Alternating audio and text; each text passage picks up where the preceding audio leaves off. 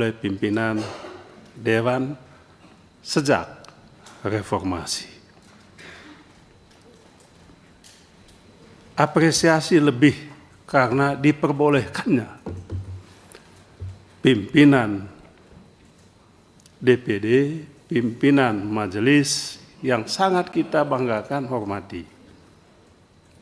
Anggota DPR juga untuk duduk menjadi pendamping masyarakat yang diwakili untuk menyampaikan pengaduan kepada lembaga dewan yang saya hormati.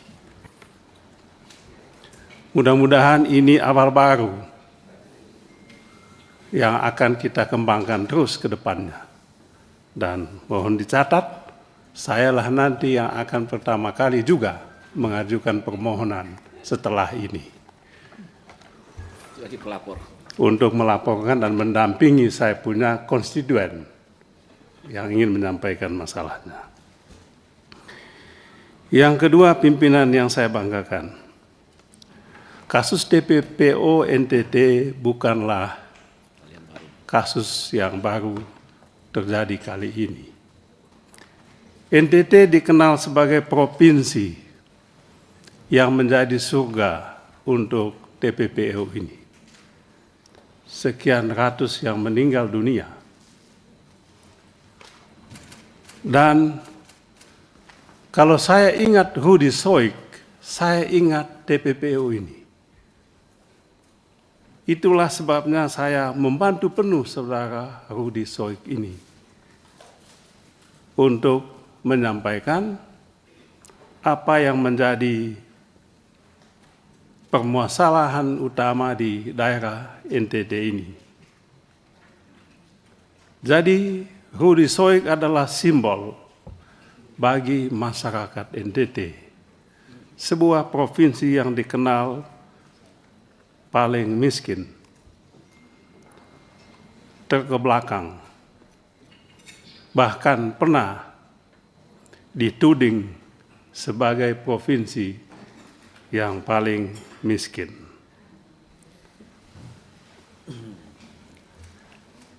Oleh sebab itu, kalau saudara Rudi Soik pada saat ini diperlakukan dalam tanda kutip tidak manusiawi, maka tidak aneh kalau segenap tokoh di NTT angkat bicara soal ini. Apa betul saudara Rudi Soik melakukan hal-hal yang dituduhkan kepadanya? Saya ingat 15 tahun silam, saudara Rudi Soik juga dijebloskan ke BUI hanya untuk membela kasus TPPO ini. Dan saat itu saya juga menjadi anggota Dewan di Komisi 3. Dengan penuh keberanian saya mengunjungi saudara Rudi Soik di Rutan Kupang kala itu. Ketika tidak ada yang berani mengunjungi Rudi Soik, saya datang ketemu beliau di Rutan. Saya masih ingat Rudi Soik mencium tangan saya, Pak Ketua. Saya bilang, mengapa kau cium tangan saya? Kaulah Tuhan bagi saya, kata dia. Karena pada saat ini, dikala saya susah, Bapak datang ketemu saya. Itulah awal saya kenal Rudi Soik ini. Dan saya sampaikan, lanjutkanlah perjuanganmu. Bongkar ini pelaku-pelaku TPPO di NTT. Dan menurut Rudi Soik pada saat itu, TPPO di NTT ini tidak mungkin tumbuh kalau tidak ada backing-backingnya. Dan backingnya itu ada di mana? Backingnya ada di aparat penegak hukum. Itu katanya Rudi Soik pada saat ini. Ketiga, masalah pemecatan terhadap saudara Rudi Soik hanya karena ada kesalahan dalam penanganan kasus BBM yang diduga melibatkan pengusaha hitam setempat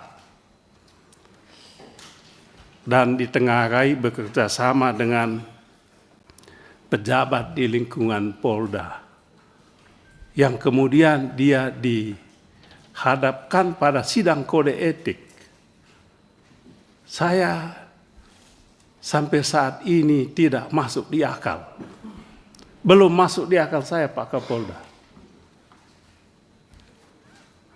Saking tidak masuk akalnya saya menduga-duga ada apa sebetulnya ini. Ada apa sebetulnya ini? Kok kalaupun ada kesalahan yang dilakukan saudara Rudi Soik di situ, apakah setimpal hukuman yang dijatuhkan kepadanya? Oleh sebab itu Pak Kapolda, saya melacak-lacak ini. Ini kayaknya ada sesuatu di balik ini. Ada masalah di balik ini. Masalah itu saya temukan. Apa yang saya temukan? Yang saya temukan adalah orang yang dulu memasukkan Rudi Soik ke BUI, kasus TPPO ini ada di Polda NTT ini. Saya duga ini adalah balas dendam. Sayang, Pak Kapolda, saya kenal Pak Kapolda ini, orang yang sangat bijak. Baru datang ke NTT juga. Mungkin tidak kenal situasi di NTT ini. Saya duga Pak Kapolda ini dikerjain oleh anak buahnya. Hanya untuk menghukum saudara Rudi Soik. Mengapa? Tidak masuk akal ini Pak Kapolda. Pemaparan soal kasus BBM ini. Kok sampai dia dipecat begitu? Yang benar aja lah. Masa nggak ada lagi yang lebih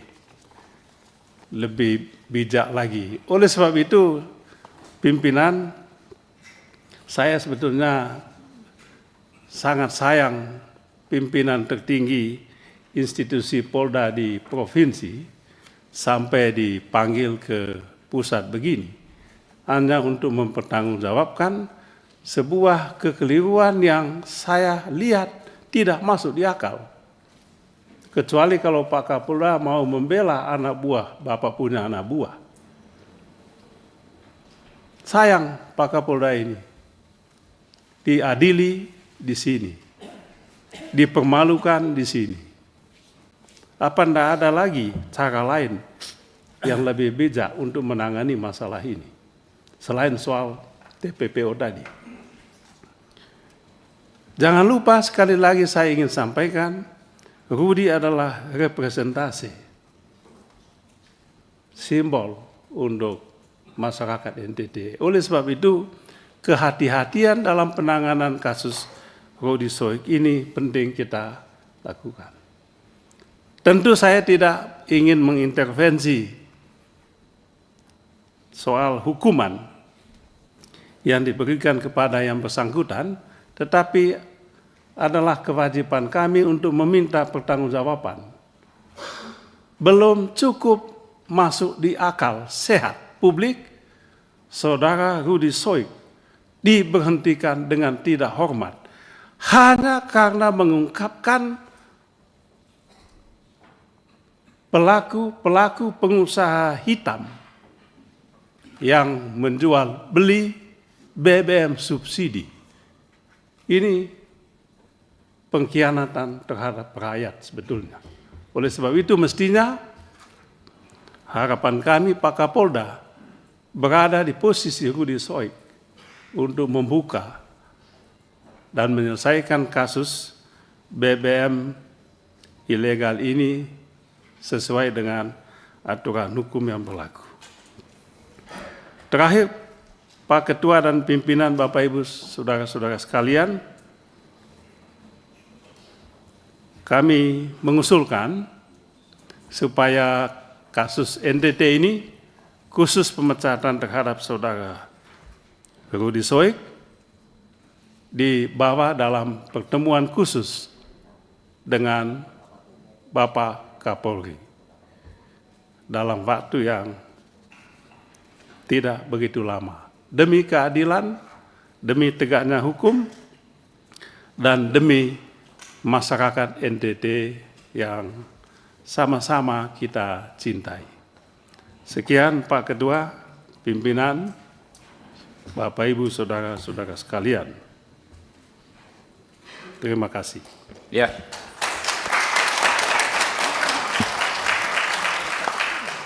Terima kasih Pak Beni.